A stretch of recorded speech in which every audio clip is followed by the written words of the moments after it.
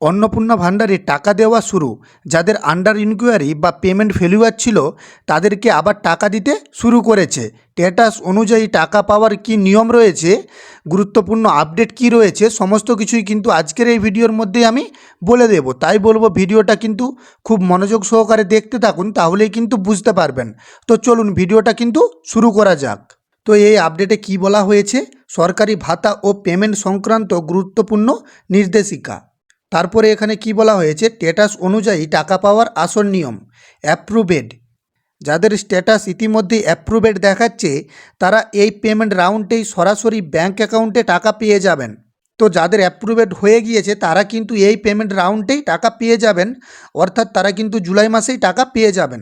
তো আপনারা এবার এখানে লক্ষ্য করবেন, এখানে কি বলা হয়েছে, আন্ডার ইনকোয়ারি, বর্তমানে বেশিরভাগ আবেদনকারীর স্ট্যাটাস এটি দেখাচ্ছে, এর মানে আবেদন বাতিল হয়নি, যাচাইকরণ চলছে।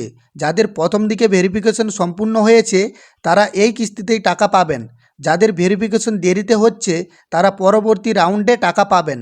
তারপরে কি বলা হয়েছে আপনারা এখানে লক্ষ্য করবেন, এখানে বলা হয়েছে সরাসরি অনুমোদন, যাদের সমস্ত নথিপত্র সম্পূর্ণ নির্ভুল তাদের কোনো ফোন কল বা সশরীরে ভেরিফিকেশন ছাড়াই আবেদন অটোমেটিক অ্যাপ্রুভ হয়ে যাচ্ছে। তারপরে কি বলা হয়েছে, তো 2 নম্বরে যেটি খুবই গুরুত্বপূর্ণ, এখানে কি বলা হয়েছে, এখানে আপনারা এবার লক্ষ্য করবেন, তাহলেই কিন্তু বুঝতে পারবেন যে কী কারণে টাকা ঢুকতে দেরি হচ্ছে। এখানে দেখতেই পাচ্ছেন লেখা রয়েছে ব্যাংক সংক্রান্ত গুরুত্বপূর্ণ করণীয়। কেওয়াইসি ও ডিবিটি, ব্যাংক অ্যাকাউন্টে টাকা না ঢোকার প্রধান কারণ কেওয়াইসি এবং ডিবিটি চালু না থাকা। টাকা পেতে অবিলম্বে ব্যাংকে গিয়ে এই দুটি সচল করুন।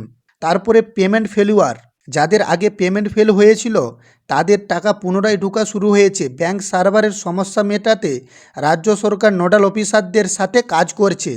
তারপরে কি বলা হয়েছে, স্টেটমেন্ট চেক, মোবাইলে টাকা ঢোকার এসএমএস আসতে দেরি হতে পারে, তাই এসএমএস এর ভরসায় না থেকে ব্যাংকের মিনি স্টেটমেন্ট বা ব্যালেন্স খতিয়ে দেখুন। তারপরে কি বলা হয়েছে আপনারা এবার এখানে লক্ষ্য করবেন, তো দেখুন এখানে লক্ষ্য করবেন, এখানে কি বলা হয়েছে, আবেদন বাতিল বা রিজেক্ট হওয়ার 5টি মূল কারণ। 1 নম্বরে কি বলা হয়েছে, আবেদনকারী নিজে বা পরিবারের কোনো সদস্য স্থায়ী সরকারি চাকরি করলে ও বেতন পেলে। আর 2 নম্বরে কি বলা হয়েছে, পরিবারের প্রধান বা স্বামী স্ত্রী সরকারি পেনশনভোগী হলে। আর 3 নম্বরে কি বলা হয়েছে, পরিবারের কেউ বার্ষিক আয়ের কারণে ইনকাম ট্যাক্স দাতা হলে।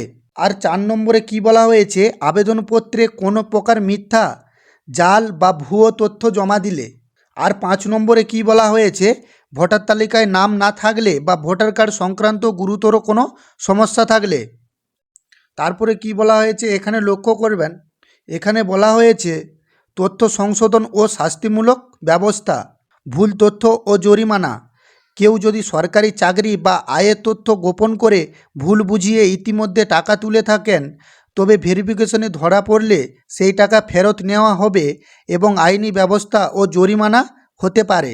তারপরে কি বলা হয়েছে আপনারা এবার এখানে লক্ষ্য করবেন, তথ্য সংশোধনের সুযোগ, আবেদনের সময় অনিচ্ছাকৃত কোনো ভুল হয়ে থাকলে তদন্তকারী ভেরিফিকেশন অফিসাররা তাদের নিজস্ব আইডি থেকে পোর্টালে সেই তথ্য সংশোধন বা এডিট করে দিতে পারবেন। তো আপনারা বুঝতেই পেরেছেন, এই ছিল আজকের আপডেট। তো যদি ভিডিওটি ভালো লেগে থাকে তাহলে চ্যানেলটিকে সাবস্ক্রাইব করে পাশে থাকুন। তো চলুন দেখা হচ্ছে পরের ভিডিওয়।